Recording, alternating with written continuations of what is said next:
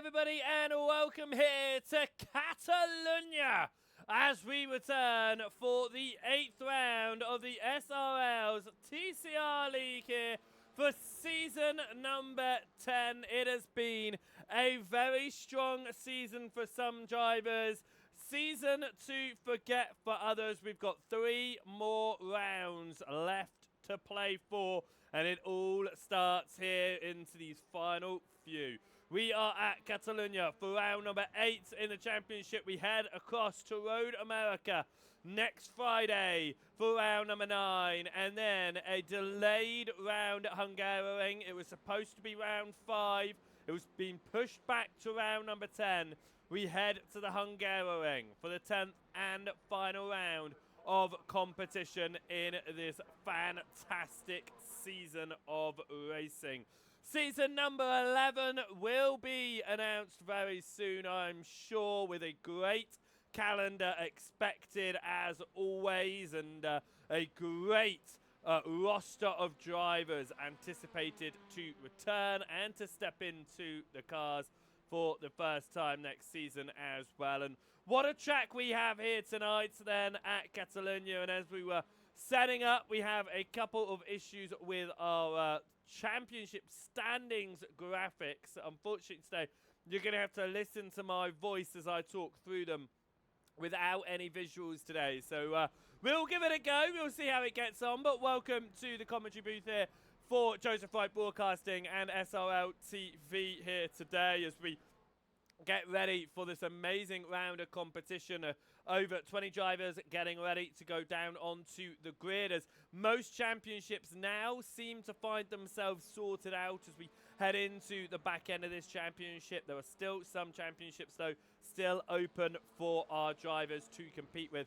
Now, let's start with our top class, as we always do, our pro standings, and Adam Delmont. He has dominated those standings since the beginning of the season. Of course, Jack Bolton was there with him right at the start, but Delmont won the first race of the season after Bolton put it on pole. Delmont then won his second in round 3 at Long Beach. He won his third at round 4. He won his fourth at VIR. He won his 5th at Mugello, and they are only his overall race victories. He's taken more in the pro class. Of course, we have now seen 3 times this season a pro driver has not won the overall race in race number 2. But that does mean that Adam Delmont is leading the pro championship right now. He's got 704 points to his name. The next man in the championship with 610 is Kim Buckland. They are both out there today. Luciano Espinera found himself in 3rd in the championship. He finds himself almost another 100 points back on 527. But himself, Lion, Thurtle, there's only 17 points separating them from 527 down to 510 points. Another big drop down to Jaden Scott, and he's got 420 points. And then Dan Mould with 399. Of course, Mould not racing the rest of the season due to an injury. Logan McKinsey's down there with him, 12 points back, and then Jack Bolton stepped out of the league after round number 3. He's dropped down to 9th now with 360 points in his name. Anthony Lammers at the bottom with 198 points, and we still have a driver there without any points to his name yet to take part in this season of competition. We're unlikely to see him out for the remainder of the season. The semi-pro standings then still sees Daniel Downing up there. Of course, Downing did drop down out of the lead of the semi-pro championship. The drop weeks came into force, and he found his way back into the top of the championship. He remains there again by almost 100 points. 529 points for Daniel Downing. Deck Crowther finds himself up into 2nd position with 433 points. You can see 96 points separate the top 2 in the semi-pros. Kev Aylett, though, is only a 1 point behind Deck Crowther, so the fight for 2nd in the semi-pros is very much on. Stephen Fry only 30 points back, and Carl Hardy a further 6. So it's very close for 2nd in the semi-pro championship right now. You then go down to John Brown. He sits in 6th position ahead of Mark Draper. Daniel Lewis sits in 8th position ahead of Ronald de Jong. Tom Woodcock rounds out your top 10. It's then Lovesey, Codeman and Cooley at the bottom of your semi-pro standings. That semi-pro class, remember, is the new class for this season. It's what separates your pro-ams and your pro drivers. It's in between those two. Talking of your Pro-Am drivers then, let's have a drop down into the Pro-Am class, and it is Demis Titular leading the way there, not as dominantly though. Only 25 points separates Titular and the man in P2, Jack Brown. They are both going to be going at it and seeing what they can do in today's races. Titular has taken 2 wins so far this season in class. Jack Brown has only taken 1 in-class victory so far. Alan McCain finds his way up into 3rd position in the Pro-Am standings ahead of Craig Walters, and Fraser Garrity drops down to 5th place. They are all within 30 points of each other. It is very close in the Pro-Ams. JB Dejay right now has moved up to 6th position, knocking Stuart Gibbons down to 7th, and Paul Hurley overtakes Gonzalo Oliveira for 8th position. Kevin Marshall rounds out the top 10. He sits with 264 points. And then Lucas Henschel is 238 points, and a Luke Woodhouse with 233. And then again, a driver without any points on the board behind that. Finally, your amateur standings heading into this one. It's your closest championship standings of them all. Vigard Olsen Lear is the man at the very top of the amateur standings with 367 points. But he is just 10 points clear of Thomas Coombe, who has 357. So right now, between your 2 drivers at the top of the standings, who is trying to fight this out for the top of the order, Vigard Olsen Lear right now 10 points clear ahead of the rest as we head into this one. So right now in your amateur standings, it is very, very close. Ben Gibbons sits with 310 points to his name and is looking to try and find his way a little bit further forward as well. He is only 57 points off of a potential championship lead in class. So we've got to keep an eye on that amateur class. It is the closest one. It's the one that came down to the wire last season as well. So we'll see how it goes here. Then it is Torburn Mayle. He runs in 4th. Of course, he was tied in the lead of the championship alongside Vigard Olsen Lear when they went into, I think it was Mugello, they were tied on points. But with the drop weeks applied, Mayle finds himself a little bit further down the field. Jeff Saunders rounds out in 5th position. Chris London and Scott Malcolm have swapped over in 6th and 7th position with 192 and 172 points. Aaron Matthews finds himself on 170 points in 8th. Andy Littler moves up inside the top 10. He finds his way to 9th ahead of Chesney Vandenbroek. And outside the top 10 right now is Yannick Van Rieden and James Brown. And again, just one driver who has not stepped out onto the track for that one. Now then, we do have the graphics for the team standings. We can get those ones up for you here. So let's have a little look at our team standings out of the previous round at Brands Hatch. And of course, it is going to be remaining in the lead for Next Gen Racing Green. They find their way at the very top where they have been throughout most of this season. The behind the wheel in there is obviously Jack Brown and Adam Delmont. Delmont dominating the overall AM Pro Championship. Jack Brown trying to find his way to the very front of the Pro-Am Championship, only a few points off of it at the moment. So strong pairing in Next Gen Racing Green, and it means that they sit almost 200 points clear of Sim Racing Forces Norway, who is currently in 2nd position in class. Kim Borkland, Ronald de Jong, they're the 2 drivers that are in that field of drivers at the in that in that team, I should say. Kim Borkland, though, has found most of the points for that team. De Jong, though, has put a substantial amount of points on the board for, as well.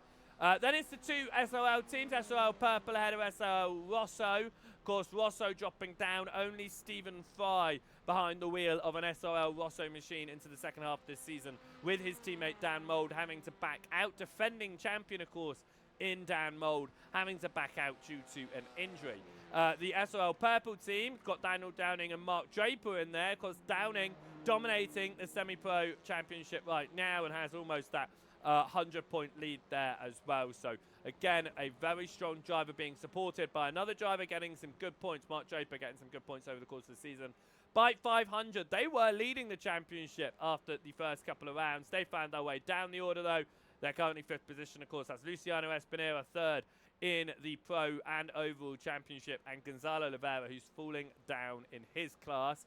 You can see on the left-hand side there all of the rest of your teams as they drop down all the way to the 21st position on the board. Of course, it's Declan Marsden and James Colden of Luminous Armco Enthusiasts, 2 of your 3 drivers that have not raced this season, so no points on the board for them. But the rest of your 20 teams have found points on the board throughout the course of this season. 2 minutes left here in the practice session then, and we are about to go racing around this wonderful Catalunya circuit, and what a circuit it is as well. Now then, if this is your first time coming and joining us for one of these events, then you might not be sure of how we run it. This is the 8th round of competition, of course, this 10-round season. Drivers are about to come to a close of their hour-long practice session. Right now, it's Delmont looking to be the fastest out there. John Brown is looking quick in the semi-pros as well, as is Jack Brown, crucially for his championship fight in the Pro-Ams. And Torburn Mayo looking to find his way to the top of the amateurs right now, looking to fight his way back to the front of the amateur class championship. After we finish this practice session in the next minute and a half, though, we will be going out for our qualifying session. That'll be 15 minutes of competition. Drivers will all be heading out onto the same piece of tarmac at the same time. They will have to contend with others to try and find their space, but of course this circuit, a lot of straights out there, means that you are also going to be looking to see if you can find some people to work with, get some slipstream out there and find your best lap possible.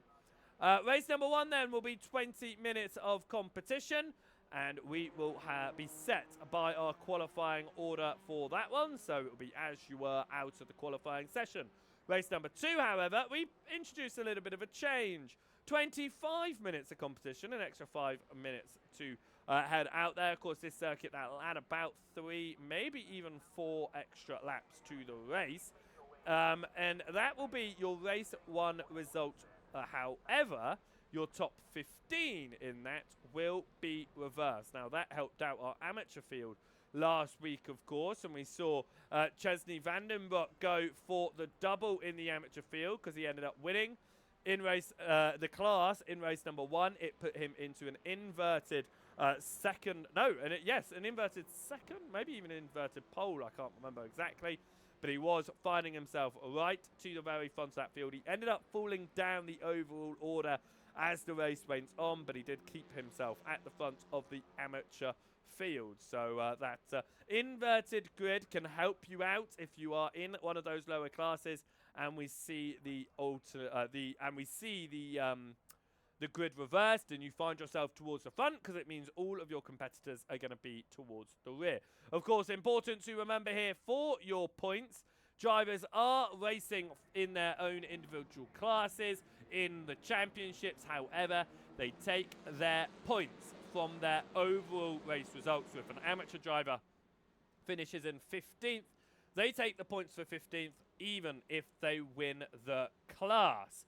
As we head over into the start-finish straight, you can see drivers heading up towards turn number 1 as qualifying here has begun, and we get going on this one. Now, I know that there are some complaints about the audio level on this one. However, if you turn it up too much, I know I'm going to get complaints when I start shouting and it starts clipping. So I've knocked it up a little bit again, but I'm not going to do it anymore, because when we do start racing and I do raise my voice, I don't want anyone complaining about clipping, and if you do, then it will stay that way, unfortunately for you.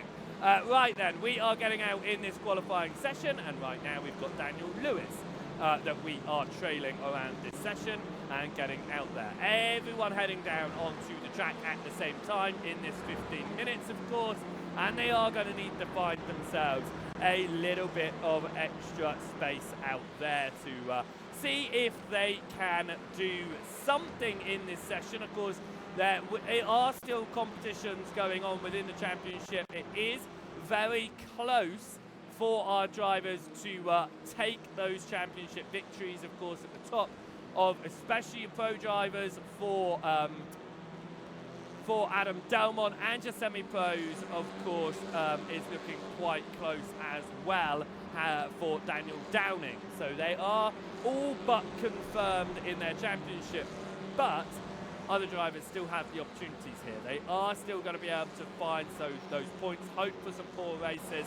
Of course, Daniel Downing has already had some poor races so far this season that have been dropped. If he has a issue a little bit later on, it will mean that he could be losing some significant points out over those other drivers. So we will see how that championship fares. Of course, the final round of competition at Hungaroring, it cannot be dropped. So today's race and next week's race at Road America are the final 2 rounds that potentially could be dropped. But when we head out around Hungaroring, it is going to be official for those results, and we will have, of course, like we did after season number 9, we will hang around, have a little bit of a longer stream, and we will get your official championship standings at the end of that one. Of course, that's in 2 weeks' time, will be the finales. Make sure you don't miss it. We've got round number 9 next week at Road America. Right then, Daniel Lewis heading around the lap at the moment as we will go and have a little bit of a look at Paul Hurley so that we can run around a lap of this wonderful circuit. Paul Hurley going through the turn 1 and 2 complex up towards turn number 3, the long right-hander here. Get close to that inside apex, but then you push yourself out wide here as you set yourself up for turn number 4. We slam onto the brakes and get ourselves turned in for turn 4 here. A little bit later onto the throttle there from Hurley as he just wants to make sure that his car turned all the way through the corner, and now into turn number 5. Missing that curbing on the inside a little bit, pushing out onto the green turf as we go through this kink of 6 and up to the heavy braking zone into 7 here. And I do think we will see a couple of drivers try to stick their nose up the inside. I'm sure it will send a few out onto the gravel there as Hurley still trying to get some temp into his tyres. He goes through turn number 9, pushed hard out of here, full throttle along the back here. A toe is going to be very helpful along this back straight here, as it is the front straight as well across the timing line, up onto the brakes. And of course, this old layout, this historic layout Catalunya, we run out towards turn number 10, into 11 there, and now across to the right hand side of 12. We're not doing the final chicanes, which was slow you right down. Instead, we're going to be carrying a fair bit of speed as we come through turn number 14. Push up to the inside there, Hurley making sure he keeps it within track limits, and then running over that social curb on the outside into 14 here, aptly named Catalunya, and then we'll come out of the final turn and up towards the timing line, and that is a lap of the Catalunya circuit, and we will get our timing screens up onto the left hand side so you can see how it goes. I said that John Brown was looking quick in practice. Well, he has repeated that feat here in qualifying, and he has gone a 153.446. It is overall pole position right now. We're waiting for Delmont and Scotton in your pro class to put in times. Only 3 pro drivers here this evening. We'll see if they can knock John Brown off the top, and we'll also see if Kim Portland is able to find any time out there as well to improve on his current lap time, which is 0.165 of a second slower, and looking to try and find his way into that pole position. Of course, Portland took pole at VIR. He was unable to convert that pole into a race victory in either of the races. However, he took pole position once again last time out at Brands Hatch. He converted race 1 into an overall victory. He was also able to take class victory in race number 2 as well. So Kim Portland will be looking to try and repeat something similar here. I'm sure he gets the toe along the front straight, and that does give him enough of an advantage as Daniel Downing goes fastest in your semi-pros. Demis Titchler is fastest in your pro-ams.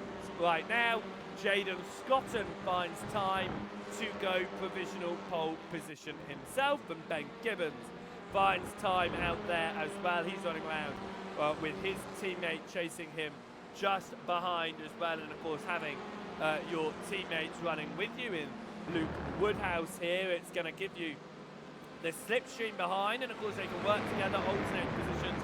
But Ben Gibbons right now is your fastest of your AMs, and that's exactly what the man in third position in the championship is going to want to do is beat Thomas Kuhn, who is currently 16th, and to beat Vigard Olsen Lear, who is yet to put a lap time on the board as he comes around. Here he is, 226 machine.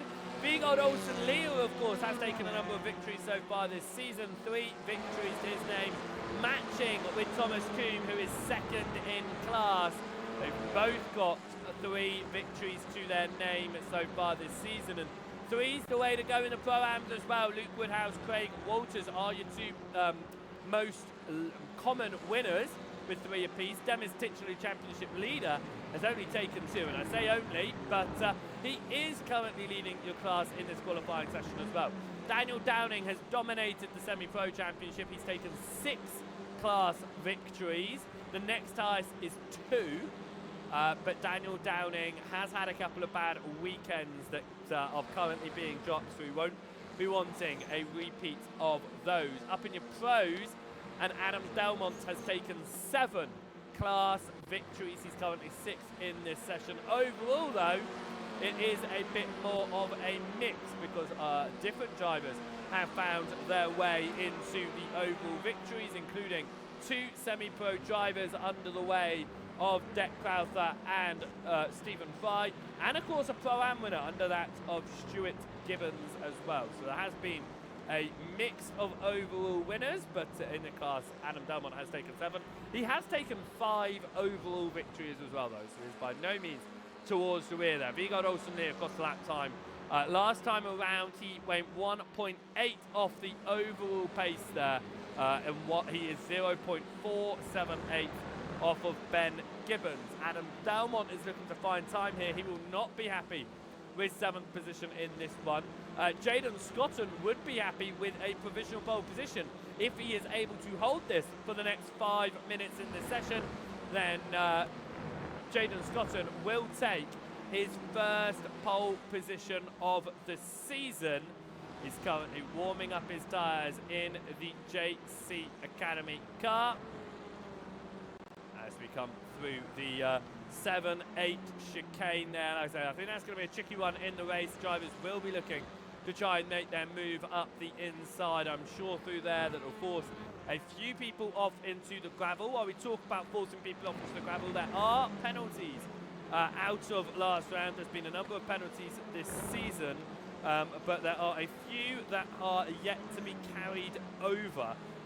If we see Marhan Kodeman or James Calden out onto the track at any point throughout the remainder of the season, they're not at the moment, but they both have a T4 penalty, which is the biggest penalty you can get due to some major incidents they had back at round 3. Will Lyon, if he gets back out there as well, he'll be taking a penalty from VIR, a T2 penalty. And as I say, Dan Mould is expected to miss out the remainder of the season, but if he does manage to get behind the car as well, he's also got a T2 penalty that is to be applied after Mugello. Of course, we remember at Mugello, Dan Mould jumped the start in race number 1, pushing a driver in front of him over off of the start grid, giving them both jump start penalties. Jack Brown at the moment is the fastest in the Pro-Ams. That's exactly what he wants to try and get past Demis Titular in this championship. Titular right now 10th overall, 4th in class. There's 4 cars between them at the moment. So what could Demis Titular potentially do? He's got a nice amount of tow here as we head around the turn 9 and onto the back straights here. As we watch Demis Titular in that 10th position overall. Chris London is now the fastest man in the amateur field at the moment, and we could be looking for a new race winner in this one. If Chris London shows the pace here and is able to repeat it into the race, he could be a new amateur race winner of our 5 amateur drivers out there. Chris London is the only driver in the amateur class not to have taken a victory. Just a bit of an interesting stat there. So Chris London doing well at the moment is the American driver. Could he take that Yas Gold machine into pole position in the amateur class? Well, right now That's going to be a no, as Torburn Mail finds time across the timing line there, and he finds his way to first in class, 14th position overall at the moment. Craig Walters is holding on to a third position in class as he sits 10th overall. It was an improvement around him now. I wasn't quite sure who moved up the order. But John Brown has done a good job. I think he might have been the one to move up the order because he's got past Daniel Downing and found himself in the mix of those pro drivers. Adam Delmont still is struggling out there to find, I think it's the toe. I think Delmont is struggling here to find the support to get the toe along the, around the circuit here. So we'll see what Delmont might be able to do. He is getting the toe here from the Jas machine up ahead. Thomas Coombe is not doing so well in this session as he sits down. Well, he's just jumped up the order, but he is last in all of your amateur field at the moment. And of course, Thomas Coombe is only 10 points off of Vigard Olsen-Lear in the amateur class championship. They now are in complete opposite ends of the field as Olsen-Lear is the fastest of your amateur drivers. That back end of the field here constantly swapping. It's Chris London that is pulling Adam Delmont around the circuit, but it means that London out there right now is not getting a toe ahead of him and therefore will be struggling just a little bit along the straight lines to find the time that he needs. Is Adam Delmont going to find the time he needs as we come out of the final turn? Adam Delmont will come up towards the timing line. He's third in class, fourth overall. It is an improvement, but it is not good enough to move up any positions in the order there. Thomas Coombe is out there trying to improve on his time in the number 71 machine. However, for Thomas Coombe, he has got no support running around him, which means he is all on his lonesome trying to put in these lap times. The Pro-Ams, Luke Woodhouse, Fraser Garrity, Kevin Marshall, Paul Hurley, all find themselves towards back here behind your amateur drivers. Dick Crowther hasn't found a great lap either in the semi-pro field. He's behind your podium in your amateur field. If the race one was to end the way that they are going to start, Vigard Olsen-Lear would get pole position for race number 2. And of course, we remember back to Long Beach, he was doing a very good job at holding on that race lead before the contact. Could he find a benefit like that today to help him out in the championship? We come to a close here in qualifying then, and we will get across to the first race of the day here around the wonderful Catalunya circuit, as we are going to get our qualifying grid up so we can see how race one is going to begin. And it is going to be Jaden Scotton on pole position for the first time this season. He will find himself at the very front of the field.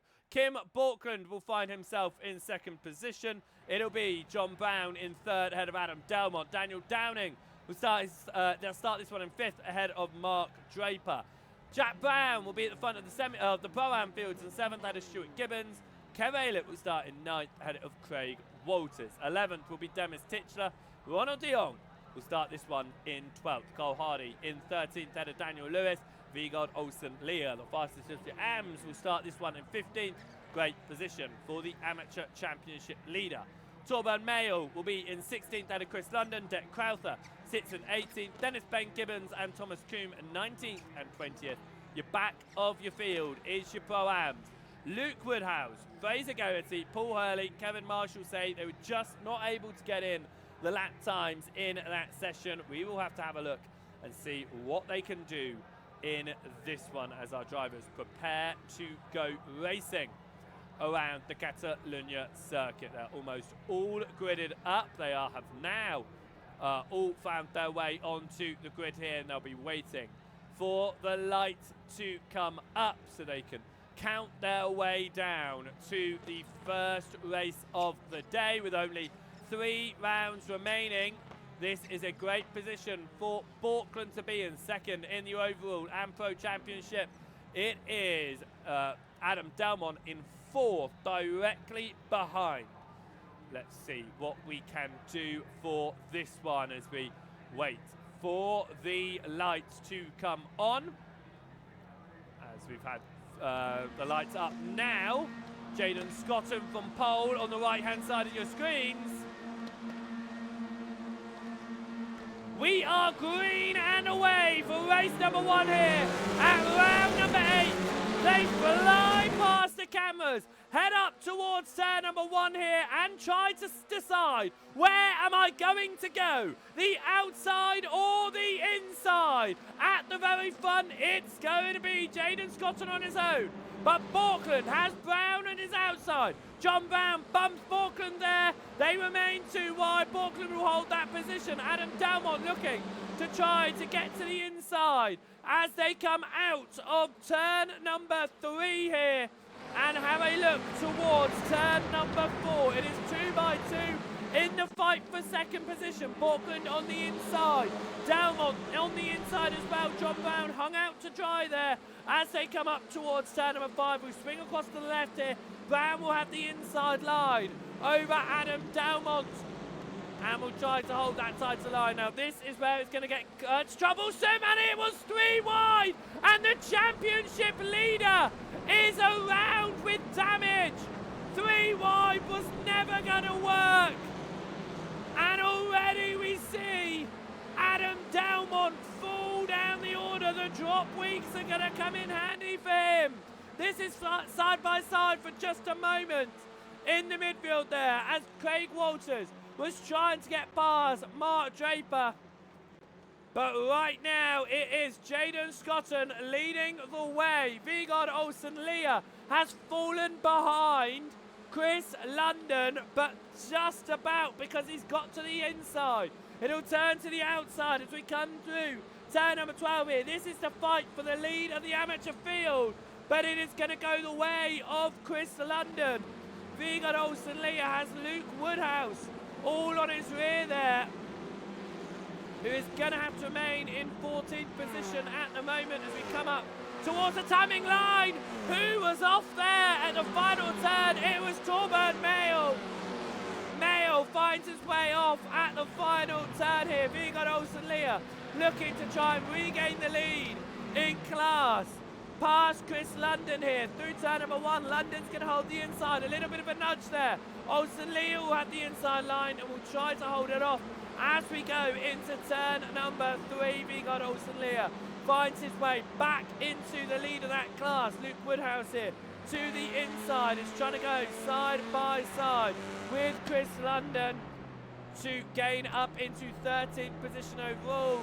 London is not going to back out too much from his fight with Olsen-Leah, but he is going to have to give up that position right now to Woodhouse as Daniel Downing looks to find his way up the inside of Chris London as well. And it is like Olsen-Leah could be under attack from Woodhouse as we head up towards the braking zone here. It is a mixture of classes involved in this one, and Chris London is trying to hold it. Daniel Downing as we come up towards turn number 9. Downing on the outside there, but is able to carry the speed through and will remain trying to fight for this one as Ben Gibbons and Thomas Coombe are fighting it out for 3rd position in class. Just behind, that's Adam Delmont still out there with the front end damage, but has not had to come down pit lane. John Brown, who showed a huge amount of pace, caught up in that opening lap excellence as well. Of course, he did have to come down to sort out a meatball flag. It's unfortunate for him. Thomas Coombe looking to try and get up the inside of Daniel Lewis here, and he does make that overtake through, and Coombe gets up into 19th position overall in these various fights that are going on as Adam Delmont continues to try and find his way back up the order in this one. And we will have a look then at this accident, and look at it, you can just see 3 wide was never going to work. It was the SRL purple onto the middle there. It was contact. That number 17 machine of Daniel Downing tried to make it 3 wide, And that was just never going to work in that position, as Daniel Downing was the man who came out the least scathed in that one, but he is still down in 14th position. Here we go. It all comes together, and you could argue there that Delmont moved a bit too far to the left with the fact that it was 3 wide, but a 3 wide manoeuvre on the opening lap of the race was never going to work. And with that being said, Torben Mail had that issue, of course, through the final turn. And it looks like he actually picked up contact. He did, he waited. That, can we just say, was a meatball. No, that's the meatball. There we go. It was contact with Ben Gibbons. So Torben Mail and Ben Gibbons had contact. There the nudges, the knock on the front. Torben Mail dives to the inside and then that almost looks like he was trying to take out Ben Gibbons in that one. But fortunately for Gibbons, there was no further contact for him. Mail had to come down pit lane to serve that. No, he didn't serve meatball fab, but he did obviously have that off. But he did not get a meatball fab. That was an interesting one from Mail in that one. We come up towards the final turn then, and Carl Hardy is chasing down Craig Walters as the mixer of your semi-pros and pro-am drivers and your pro-am and semi-pro podiums, all at the very top of the order here as we're already 6 minutes into the race. I don't know how. It's flown by so quickly as we have a look at Ronald de Jong here, of course. De Jong, teammates with Kim Borkland this season, but normally racing under the Hydro Race Racing Forces machine, of course, but combined for the Sim Racing Forces Norway this season. He sits just ahead of his usual teammate, Demis Titchler, who sits down in 10th position at the moment. The 2 separate classes, the semi-pros for de Jong, the pro-ams for Titchler. Of course, Titchler's leading the pro-am championship heading into this one. Jack Brown, second in the championship. He's also second in class right now. It is Stuart Gibbons who has found his way to the very front of the pro-am championship and looking to take his 3rd win in class if possible. Daniel Downing finds his way past Vigard Olsen-Leah. Important for Olsen-Leah right now. Fraser Geraghty will be the man on pole in reverse, and Olsen-Leah will be the only of the amateur drivers to get the inverted grid, to get involved in the inverted grid here, which would find him right at the very front with his competitors out of the top 15. There are still a few trains out there. Carl Hardy is looking to try and get past Craig Walters, because he wants to get past Walters so he can fight with Mark Draper. Draper currently 2nd in class, 6th on the road. Carl Hardy has to back out just a little bit there. Interesting to see how our drivers take the exit of 13 there. Some of them running so that they can put 2 wheels past the sausage curb. Others out there running with the 2 wheels very much inside the track limits onto and before the sausage curb. So just a mixture of different racing lines and ideas for our drivers there as we head up towards turn number 1 once again, as most have now settled themselves down into the various slipstream trains that are out there.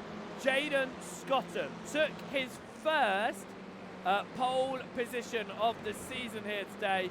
He is looking to convert it into his first win of the season as well, and converting pole position into race 1 victory is not as easy as it sounds. It only happened for the first time at round 6 at Mugello by Adam Delmont. Borkland then repeated that feat last week. Will we go 3 in a row for a pole sitter winning race number 1? It sounds like something that would happen all the time, but it most certainly is not. Daniel Downing here looking to recover up the order following the contact on the opening lap with Adam Delmont and John Brown. Delmont finding himself in 17th right now. He knows that he is only 2 positions away from an inverted pole position. He knows he needs to find his way back into the top 15 for him to have a strong go in race number 2. Of course, we have seen Delmont find his way from 15th on the grid back to the race win, so being out of the, as you just hear all the cars run over the sausage curb there, it won't be the first time that he'll be able to work his way up the order. It would be the first time he would be doing it from outside of the top 15, that's for sure. But will Adam Delmont be able to find his way up there before the end of the race and take advantage of the invert? Vigard Olsen Lear right now is holding on strong by 1.4 seconds over Chris London, who is second in class, but crucially 16th on the grid, which means that he will miss out on that inverted pole position at the moment. Ronald de Jong is all over the rear end of Carl Hardy right now, chasing down Carl Walters. This could be an overtake for third in class if de Jong is able to make his way past Hardy as we come up towards turn number 5. We are now halfway through this race. As we've completed 5 laps of asking, we are expecting potentially another 5, possibly 6 here. As drivers are able to clatter the curves in these machines. We've got Daniel Downing making his way past Deck Crowther, and we will have a quick look at how he was able to do that. It looks like Crowther's gone deep into turn 7. He certainly has.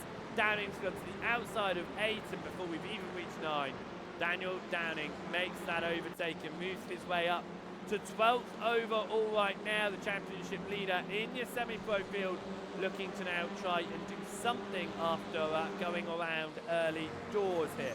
Up towards turn number 13, again we can hear all of the cars running over that sausage curb on the outside as they just put 2 wheels to the left-hand side. The sausage curb ends early enough that it extends how wide you can go and therefore the speed you can carry into the corner, but it doesn't delay your turn in. You don't ride it to the point where you're not able to make a corner. So it's a perfect racing line for our drivers, although it does sound a little bit weird with all the cars running over and the suspension just squeaking a little bit as it goes over the sausage curb on the outside of turn number 14, the entrance to turn 14. Of course, Jaden Scotton continues to show some good pace out here, even though Kim Portland has put in the fastest lap.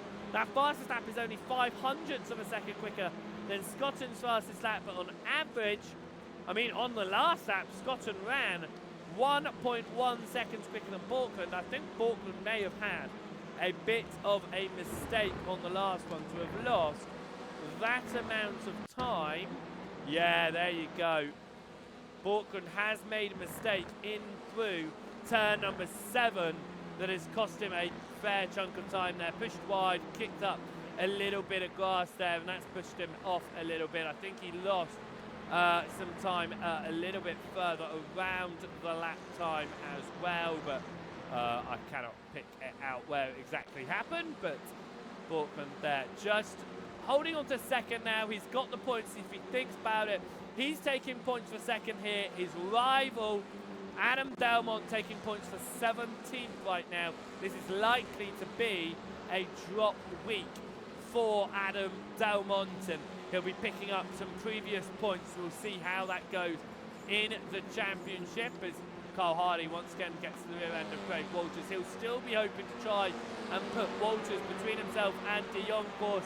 He wants to make that move through because you do get the points for overall race positions, but he'll also be looking for that move to try and put a car between himself and a class competitor. Jack Brown wants to put some more cars between himself and class competitors, but more importantly, by getting past Kev Aylett there and moving up to 4th position, Jack Brown is now on the hunt for Stuart Gibbons. Gibbons looking for another race win in class, that 3rd race win. Jack Brown hunting down his second. He's hunting down the championship lead on Demis Titchler as well. And right now, Jack Brown in 4th and Demis Titchler in 12th. This is looking like a really strong result for Brown out there. We've got 5 minutes left on our board as drivers head towards the final few laps of asking in this one. Can Jack Brown find his way past Stuart Gibbons. We're used to seeing the next gen racing green machines at the front, and especially under the name of Adam Delmont. This time, however, Jack Brown is the one all the way up there. Of course, Brown has not been slowed by any means. He has found his way towards the front of different fields throughout the course of the season. And Carl Hardy finally finds his way past Craig Walters. De Jong follows him. And now Luke Woodhouse is right involved here. But can Walters hang around the outside of De Jong? It will turn to the inside of turn number 12. They're going to run side by side, and Walters will hold it to the inside line. De Jong gives him a little bit of a nudge there in the rear quarter panel. He tries to switch across. Luke Woodhouse wants to make the move here and try and get through as well as we come through turn number 13 and up to 14 here. And De Jong once again pushing on the rear end of Walters, but Carl Hardy is taking full advantage of this and being able to pull out. Here we go, an overtaking move for Luke Woodhouse. He moves to the right-hand side of Ronald De Jong to try and get the inside of turn number 1 here. And it's going to be late on the brakes for Woodhouse. He goes into the back of Craig Walters, but everyone keeps it going the right way. De Jong now tries to swing to the outside. A little bit of a nudge there from Woodhouse, and it means that Daniel Downing is going to place his car to the inside of De Jong. And De Jong falls down to 5th in class, and Daniel Downing moves up to 4th place there. Dec Crowther finds his way past Demis Titchler behind, and Vigard Olsen-Leah could be under attack here from Fraser Geraghty. It'll cost him 14th, but this is the rear of the flip. As long as they don't lose out time to those behind, this will be the very rear of the flip. Daniel Lewis here looking to try and find his way up the back up the order as well, as he's sitting in 19th overall right now.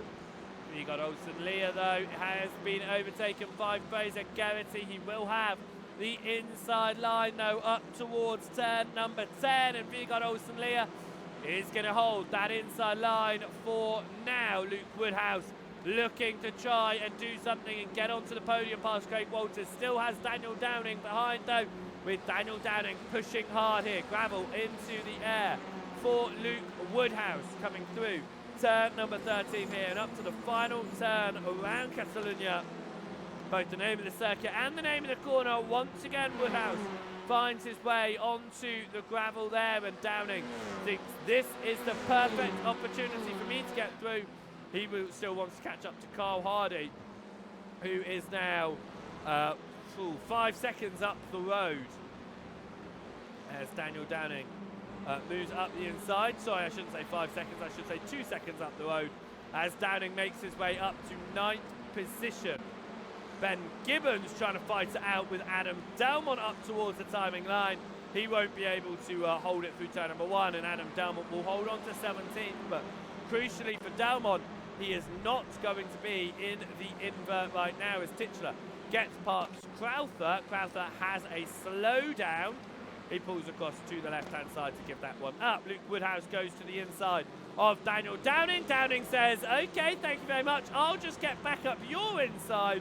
And a great up and under there for Luke Woodhouse. He allowed, before Downing, he allowed Woodhouse to go deep there and then gave up, as we do apologise for a momentary drop there in our connection. It looks like we are good to go again though, as Mark Draper running around 2nd position, looking to try and get past Kev Aylett for the lead. This is your semi-pro field.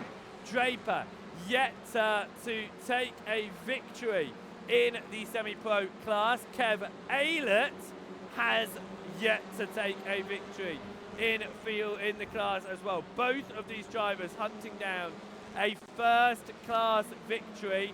Who is going to come out on top of this one as Scotton crosses the timing line? This will be the final lap of the race here, as our drivers of Draper and Aylett come up towards the timing line as they fight for the lead in the semi-pro field. Well, Draper look to try and get the inside, hold it to the outside as Aylett just keeps it in the middle of the circuit there, heading up towards turn number 1. Draper's looking ahead at Kev Aylett, thinking, right, how am I going to make this move through? Where am I going to go? He can leave it, of course, up towards turn number 10, stick it behind, and get that toe out of turn number 9. He moves to the left-hand side as Aylett once again goes defensive. He moves to the right just a moment to pick up the toe there. Up ahead, that is Jack Brown fighting Stuart Gibbons for the lead of the Pro-Ams, but here goes Draper to the inside of Kev Aylett, and he's going to close the door as well. Mark Draper moves through to the lead of your semi-pro. Jack Brown now looking to go to the inside of Stuart Gibbons for the Pro-Am lead. Brown takes it, a little bit of contact there though, and Gibbons is going to be able to keep it on the inside up towards turn number 9. Stuart Gibbons holds on to an overall podium, holds on to a Pro-Am win. Is Draper going to try and make the move past Brown? Is Aylett going to try and make the move too? And that's Draper to the inside of Brown. There's contact between them. Brown loses out, and now Gibbons can be under attack as Draper holds the outside line. There's contact between Gibbons and Draper as they fight it out for a podium position here. We come up to the final turns, but it is going to be Mark Draper ahead. Jaden Scotton wins the race. Kim Borkland takes second position, and it's going to be a drag race to the line. But Mark Draper takes third ahead of Stuart Gibbons and Jack Brown by 600ths of a second. Kev Aylett comes in home next ahead of Carl Hardy. As other drivers come up to the line, a massive gaggle of cars as Torburn Mail tries to get Thomas Coombe on the line. That's for 4th in class. But he won't be able to do it. He'll miss out by 100ths of a second. But a win, and a first win of the season for Jaden Scotton. It was a semi-pro victory for Mark Draper for the first time this season. Gibbons takes home the Pro-Am victory for a 3rd time, and Olsen Leah takes home amateur victory for the 4th time this season. With that being said then, let's have a look at our race results from the first race of the day. Jaden Scotton won that one ahead of Kim Borkland, almost 6 seconds between them in the end. Mark Draper takes home your semi-pro class victory ahead of Stuart Gibbons winning your Pro-Ams. Jack Brown came home 5th overall ahead of Kev Aylett. Carl Hardy in 7th, Craig Walters in 8th. Daniel Downing in 9th position ahead of Luke Woodhouse. We then had Ronald de Jong in 11th position. Demis Titcheler took home 12th ahead of Dek Crowther, and Vigard Olsen-Leah winning your amateur field. And crucially for him, he'll be starting 2nd position in the second race of the day, with his closest rival in your amateurs starting 17th. Great for your amateur class leader. Fraser Garrity finished 15th and will start race number 2 on pole. Adam Delmont just missing out on that reverse grid pole, but he will be with the other 2 pro drivers who will start 14th and 15th.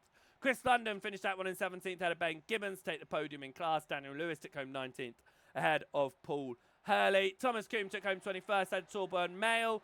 And then Kevin Marshall came home in 23rd. John Brown, having to pit after the opening lap contact, came home in 24th position and has a lot to do in the second race of the day. But out of that first race of the day, it was an excellent win for Jaden Scotton, of course, and in the various classes as well. It was Mark Draper who took home his first win of the season in your semi-pros. And in fact, we will pull Mark over into the commentary booth here because Mark, you were able to take a fantastic class victory in that one, overall 3rd as well, but it all came on the very last lap. 3 overtakes were made, and you made your way from 6th to 3rd position. Talk us through it. It wasn't intentional, to be fair. I think Kev made a mistake. which obviously I capitalised on. And then I just tried to fend from Kev on the last lap. And I think I might have slightly overcooked my braking marker. But lucky enough, I think Jack was trying to play for the cutback, but I just stuck my nose in and blocked it. And then, to be fair, that's all that happened. I was gobsmacked, so I was gonna say it was I'm going to take the position all day long, but still. It was a great race, though, nonetheless. Even before that point, you were fighting it out with Kev Aylett, of course, on the laps leading up to the end. And you did find your way then up onto that podium position. It does mean the next race, though, that you will be starting in 13th place. How are you feeling about the inverted grid? Do you feel like you have the pace to move the way back forward, hunt from possibly another top 5? Or do you think you found yourself in a fortunate position in race 1? I think it's going to be a fortunate position because I can't start these cars. I don't actually have a clutch pedal, so I was quite lucky to get a reasonably good start there and only lost a couple of positions. So, but then it's not only that, coming through the field, the lads, even if they're a little bit down on pace, they still know how to race the car. They still know how to park it on the apexes. Getting through the pack is going to be tough regardless of whether you've got a bit of pace on them or whatever. And the good races. With not only a first-class podium or a class victory of the season, it was an overall podium. Well done on race number 1, Mark. Good luck for race number 2. Appreciated. Mark Draper there coming home in that one. 3rd position in the end. And as I said, he came home with a victory in class for the first time this season. It was close towards the end, though, as drivers were struggling to keep it together as they were all fighting it out. 4 cars coming to the end, just looking for any position. 2 different classes in it as well. It was a tricky one in all of that one. And we will have enough time to talk to one more driver ahead of race number 2. And I think we should have a pull onto another driver that was involved towards the front of that field. And we'll have a word with Jack in that one because, Jack, it was a hard-going fight all the way through. And towards the end of that one, you found yourself in a potential position to take an overall podium as you fought with Stuart Gibbons, but that was not to be as you had a few drivers behind you as well. Talk us through race number 1 in that one. It was good. It was very good racing. Started off with a crash. I almost died. But besides that, we had a good race at the end. We were a little bit scary watching Mark dive on the inside, considering I were on 13 incident points. Well, you do find yourself finishing very, very strong, especially in the Pro-Am class, ahead of Demis Titchler, who you're trying to close up to take the lead of the championship. You've got some strong points out of this one. Do you think you're in a position to take strong points in race number 2 as well and really close that gap down to Demis? I really hope so, to be honest, because I am starting to catch up to Demis, but we'll see how the cookie crumbles. Indeed. The second race to go. We've got 2 more rounds after this one. We'll let you get on it as the drivers start to grid up. Good luck for race number 2, Jack. Thank you, Joseph. Jack Brown there coming home in the end of that one during the big old fight that was going on. He found himself in the end sitting in 5th position. It was 2nd in class behind Stuart Gibbons. And what that does mean is we need to have a little bit of a look here at our grid for the second race of the day as drivers find their way onto the grid. We will see the top 15 from race number 1 inverted. So Fraser Geraghty will find himself in pole position ahead of Igor Olsen-Leah. Dec Crowther will start in 3rd ahead of Demis Titchler. Ronald de Jong is in 5th and Luke Woodhouse will be starting this one in 6th position. Daniel Downing from 7th ahead of Craig Walters. Carl Hardy will start in 9th with Kev Aylett. Rounding out your top 10 on the grid. Jack Brown will have his work cut out to him to catch up to Titchler. He'll be starting from 11th with Stuart Gibbons in 12th position.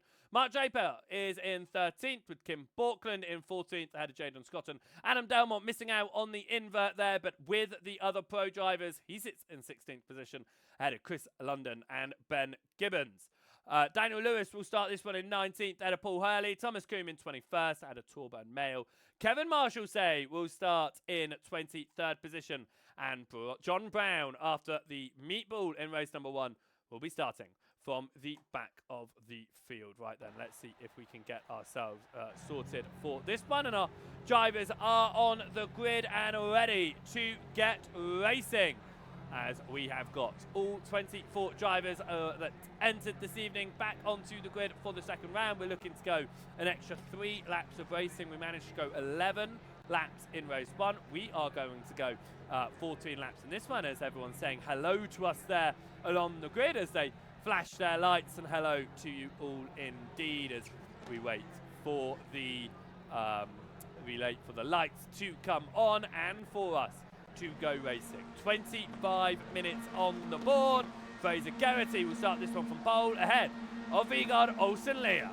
And we are away, and we do not have a getaway there at the very front of the field from Deck Crowther, I think it was, that missed out on the grid there. But we head up towards turn number 1. It was the 167 machine. That has fallen all the way now back. It was Deck Crowther. Fortunately, everyone avoiding as they then got away. And it looks like we are going to see a car around and more cars off and around in the background as well as drivers try to get themselves sorted. It is a gaggle. Down at turn number 1, we see some drivers off, but none of the pro drivers caught up in that one. Crucially, it was Chris London in the AMS caught up. We saw Ben Gibbons caught up as well. Important for Vigard Olsen-Lear. He has managed to hold into second position in this one, but Demis Titchler is the man who has found his way to the very front of the field, and exactly what the Pro-Am driver needs in this one. We head up towards turn number 6, and no 3 wides this time. Mark Draper out of this race after we spoke to him out of race number 1. He finds himself down pit lane and out early doors. Stuart Gibbons has got some major damage in the background there, and we'll have to likely, there's no meatball, but with no rear ring, it is very likely they're going to have to come down pit lane there as we see that was Luke Woodhouse getting to the inside of Vigard Olsen-Lear there and moving up into second position for Woodhouse, trying to close up towards Titchler now. Fraser Geraghty started this one at the very front of the field. We've been looking to try and make his way past Vigard Olsen-Lear as well. Olsen-Lear looking to try and take maximum points out of this one, especially with all the other amateur drivers a lot further down the order. Jaden Scotton and Kim Borkland are fighting out for the pro lead here, but it is fighting for 9th and 10th position. Scotton to the right, Borkland to the left, and that is Adam Delmont watching behind. He's getting the toe. Where's he going to go? Is he going to make it 3 wide? Adam Delmont moves to the right. He backs out of it sensibly after his contact in race 1 from a 3 wide moment, and Borkland touches the rear end of Scotton there, and here comes Delmont to take full advantage of that one, and Adam Delmont moves his way past Kim Borkland and in to 10th position, second in class, as the pro drivers moved their way from 14th, 15th and 16th on the grid to 9th, 10th and 11th. Borkland trying to do an up and under on Delmont there, a little bit of contact, but it won't stick. Jack Brown looking to find his way up the field. He's up to 5th already in this race. Starting from 11th, of course. He's looking to get up the inside of Fraser Geraghty as we head up towards turn number 7. Geraghty breaks earlier. Brown gets to the inside line, and Jack Brown gets into 4th position overall right now. Geraghty looks to the inside. Jack Brown goes defensive there.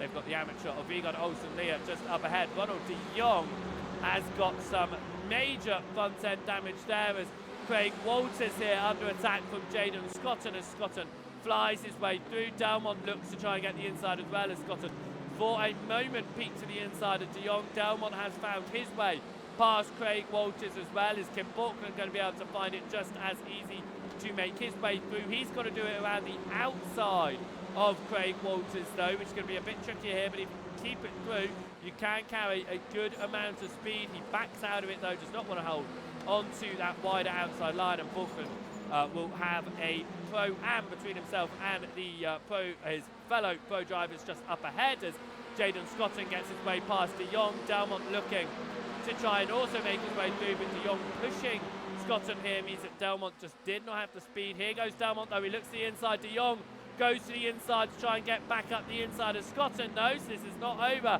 for De Jong. It means Delmont doesn't quite know which way to go. There's a little bit of a touch there, as now Delmont and De Jong are side by side. De Jong trying to hold the inside line. Delmont looking for the speed on that outside line here and trying not to lose Jaden Scotton in this one. Scotton taking his first win in race number 1. Can he find his second win here in race number 2? As that was Borkland to the inside of Craig Walters. There is contact there, and now Walters is going to lose a number of overall positions there as he tries to stay to the inside of Kev Aylett to hold on. He certainly does.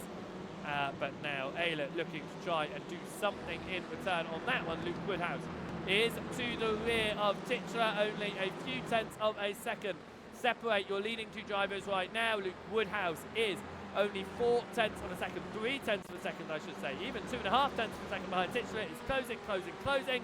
He got a good exit out of turn number 9. He's getting the toe here as well, but Woodhouse chooses to stay behind as they come into turn 10, looking potentially for a move up towards turn number 1 in this fight for the overall race lead, as we find the Pro-Ams and AMs up in your top 5 right now. Cole Hardy, your highest semi-pro driver. Jaden Scotton, your highest pro driver, as they are making their way back up the order with the invert. Through the final turn there, and Titchler was wide out of 13.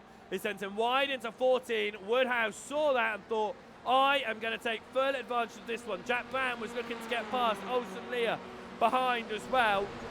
And it looks like he's done it. There is major accident. And for the second time this season, Vegard Olsen Leah is taken out in an inverted grid position. Luke Woodhouse at the same moment got past Demis Titchler. But Vegard Olsen Leah, a second time this season, and it was contact with Jack Brown. That one is definitely going to be reviewed, and it was a slide from Leah. I cannot make a judgment call on that one. Of course, Brown does move across to the right-hand side of the circuit. There is no doubt about that one as Titchler looks to regain the lead in this race. He's to the inside of Woodhouse. Woodhouse leaves the door open, but he will hold on to it on the exit of 8. Of course, Leah left the door open on the outside there after the slide. Brown was out on that outside line. Of course, Brown had to move across because the circuit, obviously the track was ending. I know that there will be some judgment saying that Brown deserved racing room to get back onto the track. And others will be saying because Brown was behind, he would have had to back out and not try to force his way back on. We will leave that to the stewards as your pro drivers, Scotton and Delmont, fight it out for your pro class lead. Scotton's to the inside. Delmont stuck on the outside here. If he is able to carry the speed though, he should get the overlap and move into the pro class victory position at the moment. He certainly does. Borkland, the fastest driver out there at the moment, is still trying to find his way past the field. He's going to get past Cole Hardy to get back up to this fight. Scotton, though, looks back to the inside of Delmont. He does not want to give up this fight because he knows he has the opportunity to take a second race victory. He does hold it on the outside. It'll turn the way of Scotton once more. Borkland finds his way past Cole Hardy and all of that. And once again, your pro drivers are all together. Adam Delmont, though, looks to the inside of Jaden Scotton here. Will be looking to take that on the braking point, and he certainly does. He's to the inside as they run side by side through the exit of turn number 4. It will turn back to the inside for Jaden Scotton here. It's sideways for Delmont. He slides the car, and Borkland will find his way through. Is Cole Hardy going to find his way through as well? Hardy's certainly trying. Delmont's going to keep his nose in on the outside there. Delmont does not want to lose a position to a semi-pro driver in this fight. Carl Hardy, the leader of your semi-pros, of course. It is close behind as well, though, as the rest of the pack are starting to chase up. Right now, Woodhouse and Titchler working together. They are they are half a second between each other, 2.5 seconds between them, Says and Fraser Garrity. Garrity just keeping the pros away from the podium at the moment. Jack Brown, Stuart Gibbons, both down pit lane. It looks like they are out. Vigard Olsen Leah, it looks like he is or back out onto the circuit. He knows that he can still take some points out of this one. And also, if penalties are applied and Leah is found at fault, it means that this is the race that Leah will get that penalty applied, on a race where he is not going to be scoring too many points anyway. Of course, if Jack Brown has a penalty applied due to that contact, he is going to be taking the penalty in the next point-scoring race, which could be a significant amount of points to him. Daniel Downing gets past Thomas Kuhn, moves up to 14th overall, but due to Vigard Olsen-Leah being out of this one, Thomas Kuhn is now leading your amateur field, which means Vigard Olsen-Leah, championship leader, won race number 1. Thomas Kuhn, second in the championship, currently looking to win race number 2. However, he does have the whole of the amateur podium chasing him, including Leah's teammate Torburn Mayle in 16th position, and the man third in the championship, Ben Gibbons. Jaden Scotton here gets to the inside of Kim Borkland as they continue to fight it out, but Borkland looking just for a moment to get back up the inside as they up towards turn number 9. This 3-car fight for your pro victory is going on for 4th position right now. We've got 14 minutes in it. They could work together and find their way all the way to the front of this field, I think, but at the moment they are just too busy fighting between themselves. That is Fraser Garrity ahead of SRL Blue that they need to try and make their way through if they want to hunt up towards Titchler and Woodhouse. They are all remaining single file for the time being. Daniel Downing gets the inside of Bono de Jong for 6th position. De Jong obviously dealing with that major damage on the front end here, and I'm trying to have a look back here to see if I know where that damage was picked up for De Jong, but I can't seem to find it. I think it might have been that turn 1 cluster, all the way back on race number lap number 1. There was the spin for Stuart Gibbons, the number 17. Hard into the wall there as well. I think that was the number 17 that was hard into the wall in all of that one. It was. That was Daniel Downing. And then that was where De Jong was caught up in it as well. So De Jong was the 91 that was knocked from behind, knocked from the front. It took out his front of that one. And then Chris London was another car that went around in all of that. This is all the way back on lap number 1, of course. There's all the spin, and then he was caught by the second SRL Purple machine of Mark Draper and all of that one, who's obviously gone out of the race following that. Right, back up then towards this fight towards the front. Scotton and Delmont has found their way past. Borkland has not, though. Something has happened in this fight for Borkland, as that was Garrity looking for a moment to get up the inside of Adam Delmont. It looks like Borkland has had a bit of an issue. In fact, this is after all of it has happened. What happened to Borkland? It looked like it might have been a slowdown for Borkland. It certainly was. He pulled across to the right-hand side. It was a slowdown for Borkland that has dropped him away from the pro fight that is currently being led by Jaden Scotton. Scotton winning race number 1. He leads the pros again. Can he find the 2.7 second deficit up towards your leading fight, Demis Titchler and Luke Woodhouse, and hunt for a second overall race victory, taking his first victory in race 1, looking to take the double here at Catalunya, and the double has been common in the last couple of weeks. Adam Delmont, when he took the pole and won race number 1, he also won race number 2. Not the overall, but he won in class. Brands Hatch, Kim Borkland took the pole. He won race number 1. He won race number 2. Not the overall, but in class. Scotton has taken the pole. He has won race number 1. If history is anything to go by, it looks like he will be on his way to win race number 2. Not overall, but in class, as there was a change for the lead in this session. As Demis Titchler gets past Luke Woodhouse, it was a big moment. Luke Woodhouse very late there, either a slowdown that he was trying to serve, or he has just made a huge mistake into turn number 4. But now Woodhouse looking to try and regain the race lead on the outside of Titchler here. It is side by side. Titchler holds the inside. Woodhouse looking to try and get the switch across here. He will hold it on the outside. Has he got a nose in? Just a small nose in.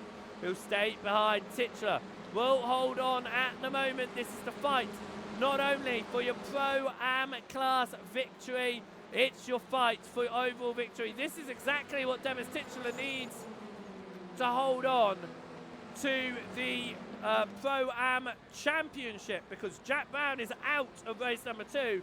If Demis Titchler can take a strong result like this, it will open up that gap, which is one of the, it's the second smallest gap in the championship.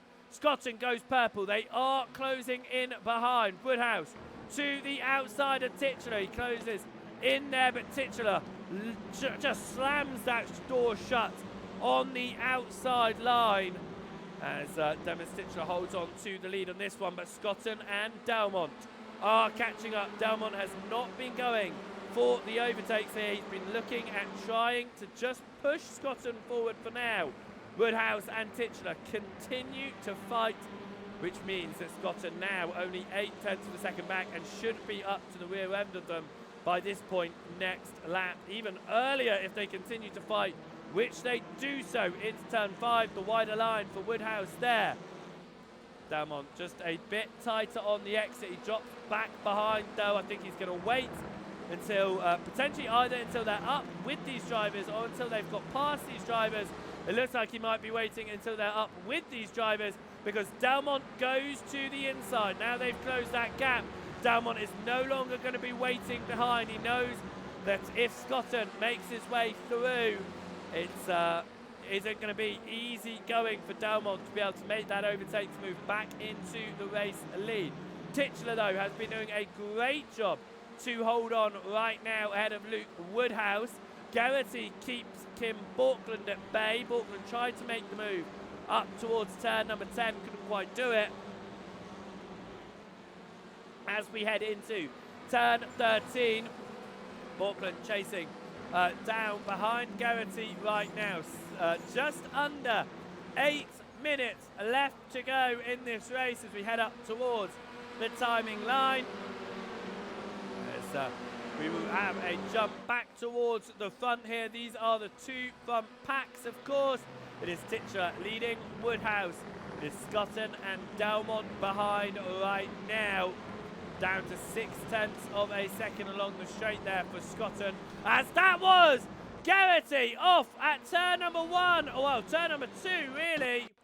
What has happened here for Fraser Garrity? Has it been contact with Borkland? Garrity goes defensive. Borkland tries to keep that speed on the outside. He is there. And Borkland was very much there. Garrity closed the door when Borkland was holding on to it. It means that Garrity now loses behind Craig Walters in class as well, and he is down to 9th position. Trying to fight with Kev Aylett to hold on to 8th though.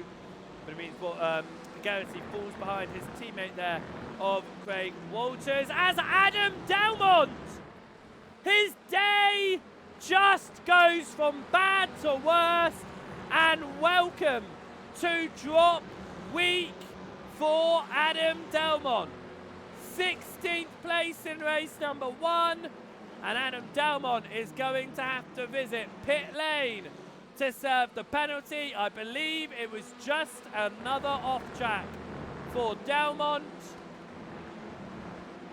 there it was, and it was enough to then give the penalty, which means that Kim Borkland, who is now 2 seconds behind, will move up to second in class, but Jaden Scotton is very... No! Adam Delmont crashes into pit lane!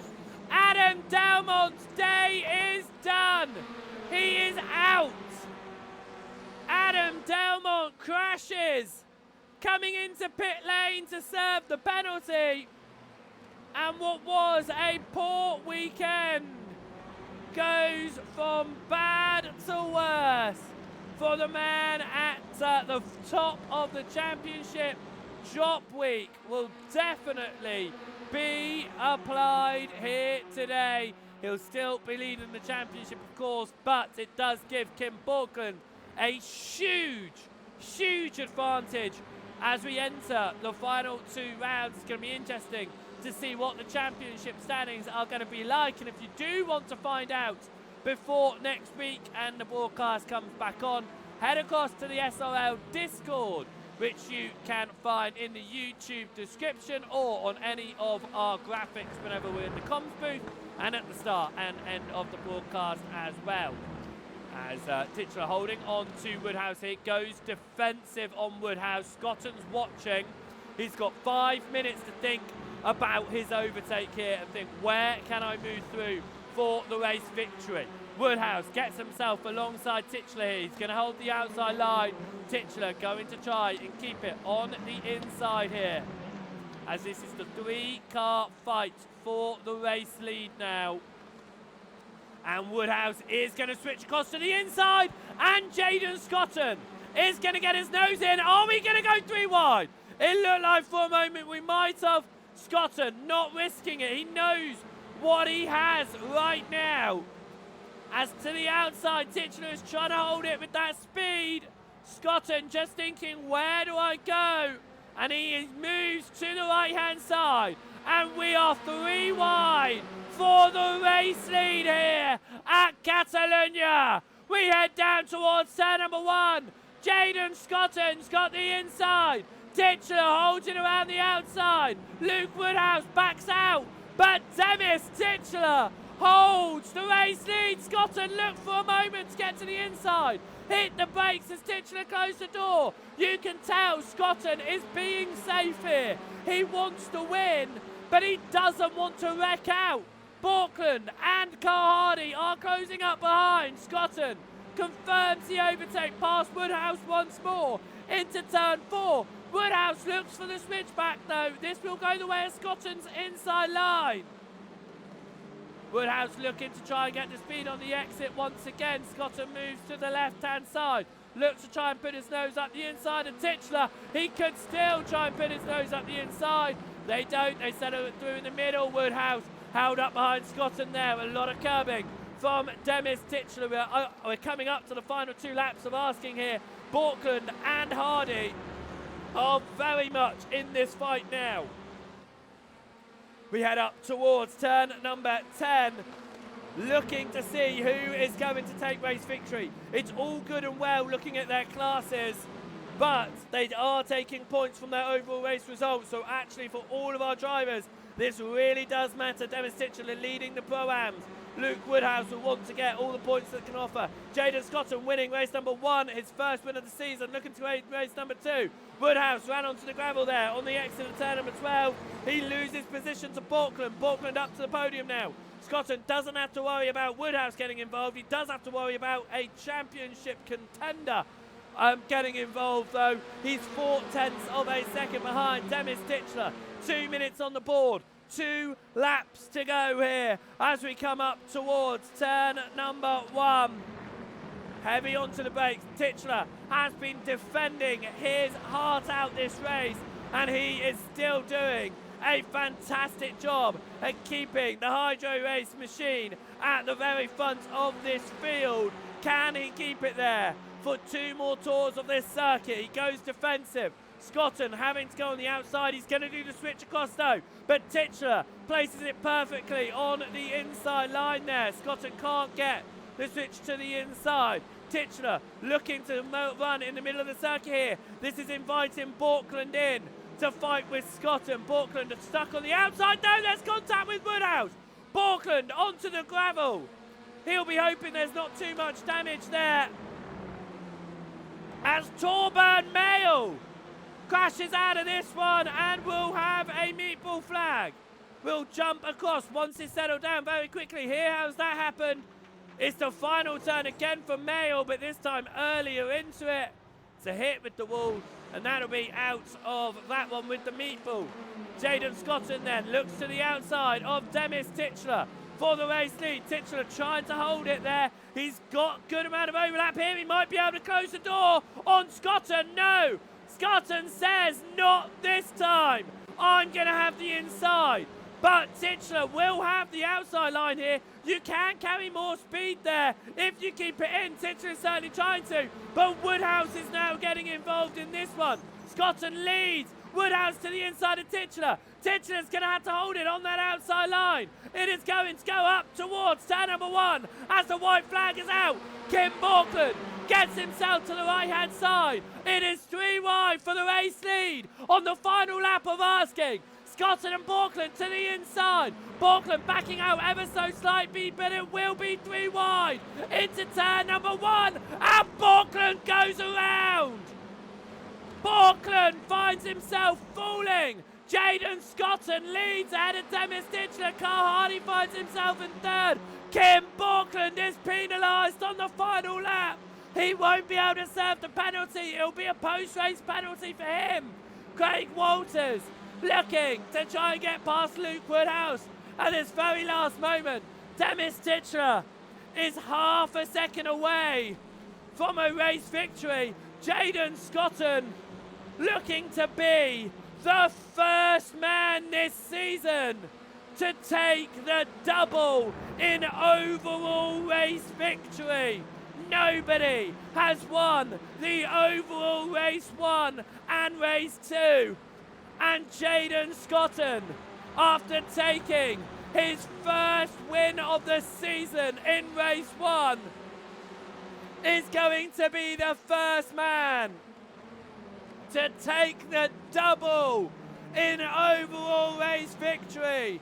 He continues to lead the field through turn number 12.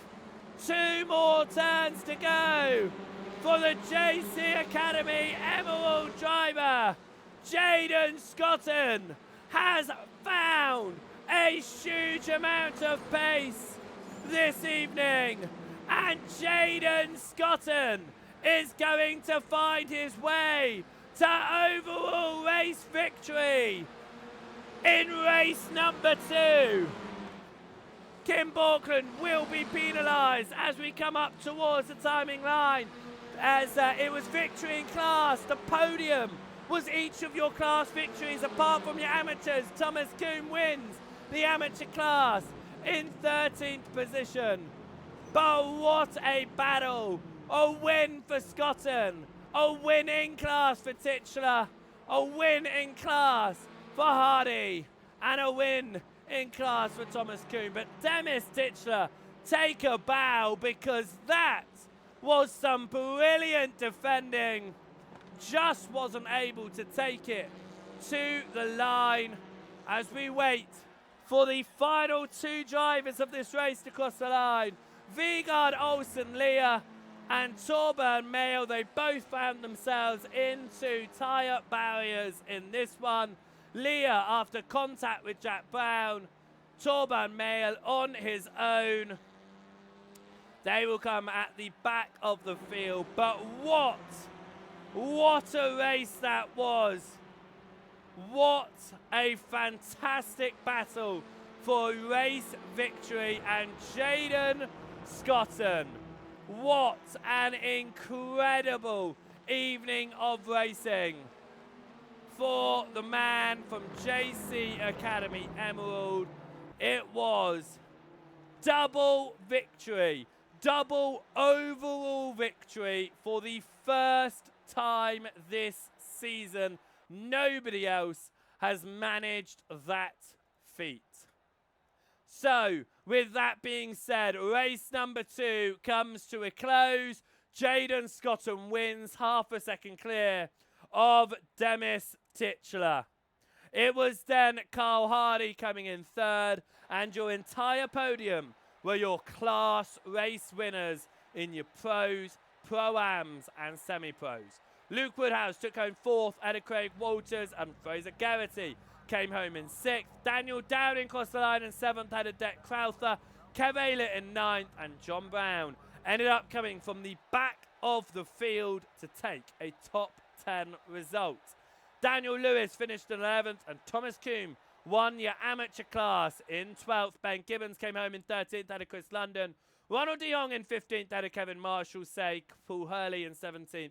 Kim Borkland, with the post-race penalty applied, came home in 18th position. Vigard Olsen there in 19th, ahead of Torburn Mail. They were your last of your race finishers. Adam Delmont, Stuart Gibbons, Jack Brown and Mark Draper all out in race number 2.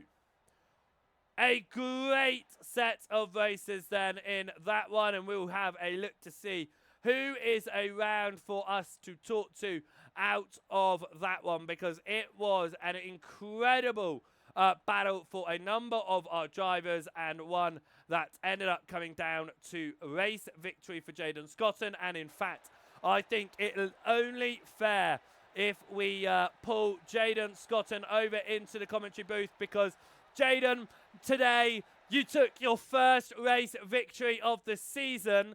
To top it off, you came back in race number 2 to take your second race victory of the season, and you are the first man this season to take overall race victory in race 1 and race 2. Talk us through your evening, because it has been a brilliant one. Well, race 1, felt like a nice leisurely stroll, and then race 2 was entering an active war zone comparatively. Yeah, I find it hard to talk about all that because I'm still coming down, trying to process that race 2, because that was 25 of the most intense minutes of my life. Trying to get that. But I didn't know that. I'm happy to have gotten that record of getting both race wins. It's not been the best season for me, so it's nice to have something to show for it. Indeed, you have put on a great show. That fight then, it ended up being 5 of you fighting it out for race victory. It certainly wasn't easy. Demis Titchler was putting on a hard fight at the very front of that one. What were your thoughts going through that one? Were you thinking that the win could be yours? Was it more just trying to stay clean? Because we saw a number of times you did back out and be a little bit more conservative in your overtakes, trying not to get into wrecks. How was it approaching that?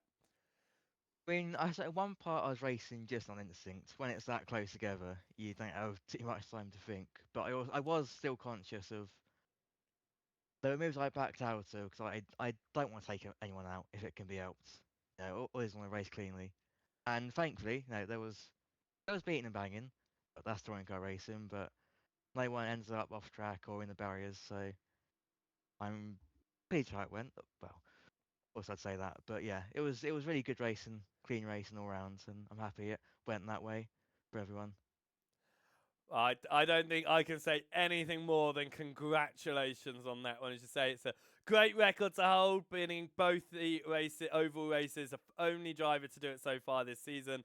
And what a race it has been. Probably one of the best fights at the front there. You say it was most intense 25 minutes. It was brilliant to watch up to the booth. So congratulations on not only your first win of the season, but the double. Thank you. Jaden Scotton there, coming home to take the race victory in both race number 1 and race number 2. It couldn't have gone better for the JC Academy Emerald driver. And he has talked about the fact that this season has not gone the best of the ways that it could have done. Of course, throughout the season, Jaden Scotton heading into this heading into this round, sitting 6th in the championship. Today's rounds, though, could find himself finding himself up towards a potential podium in class. Definitely nearing that one as we head into the final few rounds, of course. And Jayden Scotton, if he's able to attend the final 2 rounds of the season as well, with the dwindling pro class, it means that he could find his way towards the very front of that field as well. But what a great evening of racing it was for him. It was not only a great evening of racing for him, of course, there was a great result in the end in the amateur class, and that's where the championship fight goes on at the moment. It's between Thomas Kuhn and Vegard Olsen Leah, and after Leah won race number 1, unfortunately taken out of race number 2, Thomas Kuhn benefited from that one and took home race victory in class. How did your evening go there, Thomas, in the amateur field? Again, it's similar to VIR. It was a damage limitation evening. I didn't really have the pace tonight. Race 1, I was just not anywhere near on the pace. Obviously, Vegard had a great first race, and seeing where he started in race 2, I wasn't holding up much hope. But obviously, I don't know what happened in his incident, but obviously that's helped out quite a bit. It's probably, I'd imagine, evened the points out sort of over the 2 races between us. So for an evening where it's a track I don't really like and I wasn't that quick, I'll take a P1 in race 2 for sure. I think I'm going to start banning drivers from coming in here with a class victory and saying I'm not very quick at this track, because it seems to happen every week. I'm not very quick at this track, but I did just win the race. So a strong result for you there. You say, of course, it looks like it's going to even itself out. We've got 2 more rounds coming up. We're Road America next week. Then we're to Hungaroring. Of course, Hungaroring cannot be a drop. So how are you feeling heading into these final 2 rounds? Do you think you have that opportunity to take the championship? Are you just taking it race by race, or you are thinking now about the end goal? Well, I'll take it race by race. Road America, I don't mind that track too much. It's a decent track for me. Hungaroring, I've never raced around, but I know I don't particularly like that track. So, and also with this update that's coming up next week with the TCR sort of overhaul, it's going to be interesting to see how that affects everyone, whether some people benefit from it and others don't. So yeah, I think I'll just take it race by race, try and keep myself out of trouble, which I've done the last few weeks, and hopefully it ends up with the AM Championship. But yeah, I'll see how it goes. Well, congratulations on race number 2 victory, Thomas. We'll see what the championship points are like when they are posted shortly, and we will hopefully see you back up towards the front again next week, and I'm sure we'll be talking to you once again. Cheers, thank you very much. Thomas Coombe coming home first in the amateur field, and I'm generally going to ban drivers now from saying about, oh, I'm not very good at this track, but I did just take the race victory, because every single week our drivers come into the commentary booth at the end of one of these races and says, I'm not very quick, I don't really like this, it was a damage limitation race, but I took a win, you know, I'll take it. What's that? No, you won a race. Right, you can't say you're slow around a track if you win the race in class, and that's exactly what Thomas Coombe did there. And again, Jayden Scotton, I have to repeat this fact, because you know what I'm like about statistics. You know I love statistics. You know I love looking back at the race results and seeing what's going on. Genuinely, this is the first time a driver has taken a pole position and won overall race 1 and overall race 2. It is the first time a driver has won overall race 1 and overall race 2 anyway. It's an absolutely amazing statistic. It is only the 3rd time this season a driver has won the pros in race 1 and race 2. Of course, Delmont did it in Mugello. Borkland did it last week at Brands Hatch. Scotton has now done it at Catalunya. But what a evening for Jayden Scotton. No victories to his name coming into this round. He then takes the double and the overall double with that as well. What a fantastic evening of racing for Jayden Scotton. And race number 2, I mean, that battle for the lead has got to be the best battle for P1 I have seen in a very, very long time. It was a absolutely amazing fight going on out there. If you want to make sure that you catch up with the end of this season, because there are only 2 more rounds left to go. We go to Road America next week. We go for the final round 10 of Hungaroring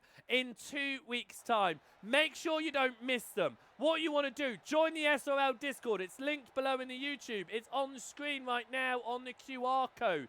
Make sure you head across there. You can catch up with all of the standings heading into those rounds, out of those rounds, and all the penalties as well. You can also be notified when we go live. Make sure that you subscribe to the YouTube channel here on SRL TV so that you are notified when we go live on a Friday, so you're not going to miss any of these races. If you're watching over on the Joseph Wright TV Twitch page, then make sure that you hit the follow button there and you'll be notified there that we'll go live. And of course, to catch up with race highlights of the season and of the previous seasons as well, then make sure that you head across to the Joseph Wright YouTube channel and you can check out all the highlight videos. But from here at the Catalunya circuit, it has been amazing racing. We will be out next Friday for Road America, the 9th round of the championship, and crucially for our drivers, the final drop week, which means that next week, if you have a bad race, that's okay. But Hungaroring, you have a bad race, you are taking those points with you. It really does matter. Adam Delmont did not have a good weekend here today. It will be dropped for him. It's going to be interesting to see how the championships are affected by that. But here at SRL TV and Joseph Wright Broadcasting, we hope you have a fantastic week. We will see you next Friday for round number 9. Thank you so much for watching, and goodbye.